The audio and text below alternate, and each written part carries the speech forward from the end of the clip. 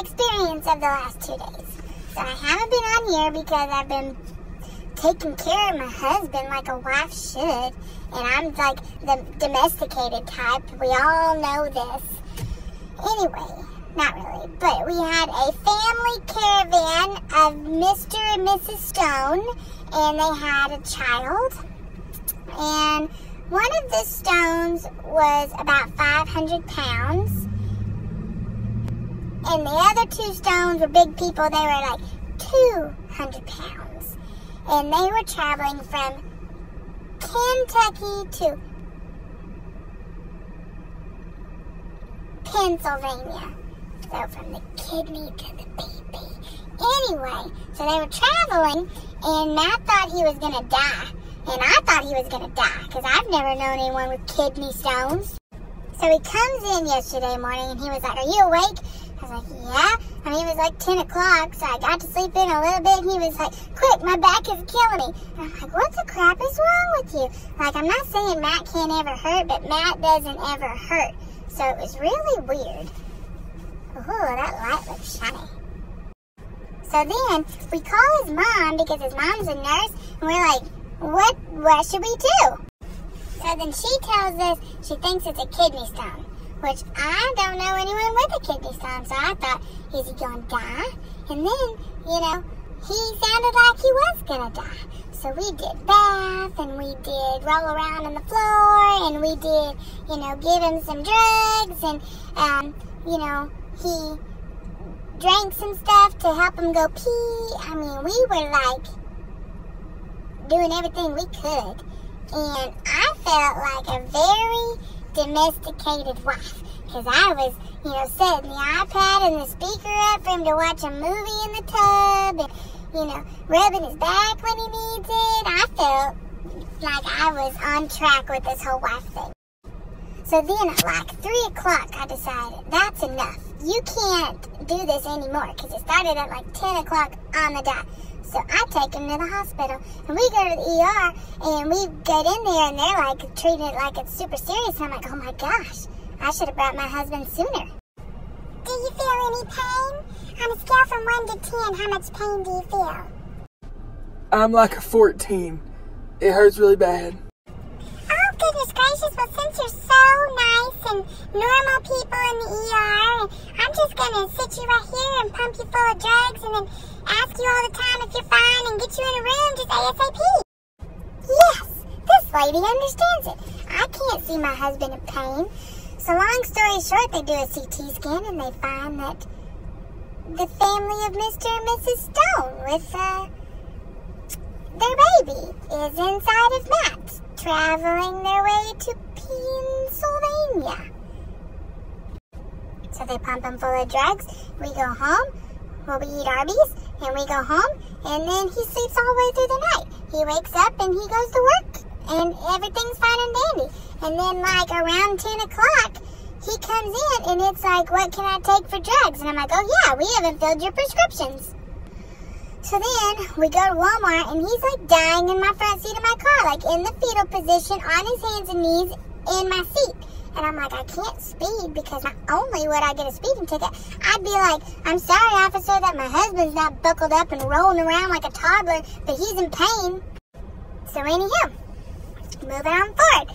Then they tell me the drugs are going to be like $200 and something. I'm like, whoa, for kidney stones? So then I had to get some coupons for some drugs, and they weren't that expensive, and it was a good day. And then I took him out to the car, and he was dying. And my grandma lived in town, so I was like, we'll just go to grandma's house, because that's where you go to be sick, is my grandma's house. Because she's like the ultimate make you feel better person. So then he's dying until like 4 or 5 o'clock. No, it's past 5 o'clock. I'm like running errands when he's, feeling a little bit better. I mean, a little bit better means he wasn't like trying to punch himself. And he was just like pacing back and forth and back and forth and back and forth and trying to pee and going. I mean, that's a little vulgar, but you know what I'm saying. It was bad. And my grandma, she was great. She had food at her house, and we just sat and talked while Matt was dying in the bedroom. And it was a good day other than Matt feeling like he was going to die. So then I was like, do you want to go back to the hospital? Because something is wrong. Like, his pain medicines isn't working. I called the pharmacist and I was like, listen, he took some pain medicine at 11 and it's not working. It's almost 3 o'clock. He's like, pump him another one. So I did. And he was like, and at first, when we left the pharmacy the first time, they were like, this pain medicine should make him go to sleep. And I'm like, great. Because that's what he needs, is sleep. So that I can not hear him grunt and growl and be in pain. But he didn't go to sleep. And then I pumped him full of more pain medicine at 3 o'clock and he still didn't go to sleep. I mean, he just like sat there in bed trying to go to sleep. Like it had dulled it enough where he could at least stay still. So then, long story short, we go back to the hospital because I'm thinking something's blocked. Because he is like in more pain than what he was yesterday. And I'm like, wow, something's got to be blocked. He's dying and I'm not doing anything about it. I got to take him back. So I take him back to the ER. And he's like visibly in pain. The only difference is this time the triage lady was a different lady. And she was like, yeah, I'm sorry, but in triage we can't do anything to help your pain. Come again? does this hooker know what she's talking about?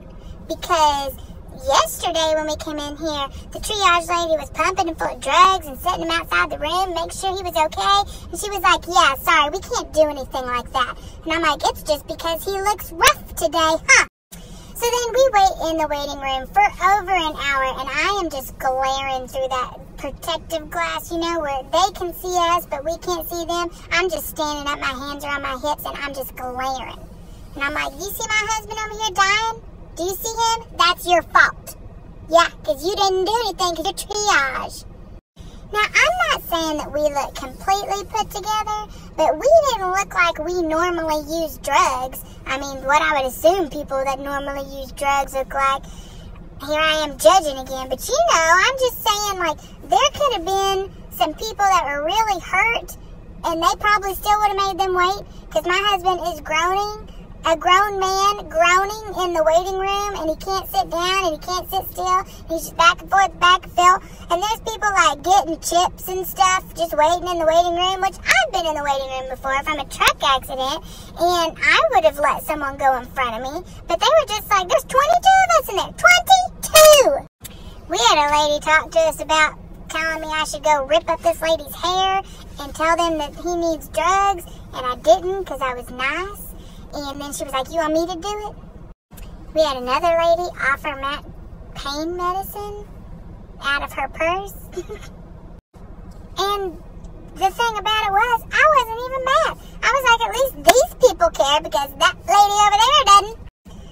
So, the long time we waited in the emergency waiting room because of our emergency, he passed the stone. Well, he thinks he did. So now he feels like a new man. I'm like, praise Jesus, hallelujah.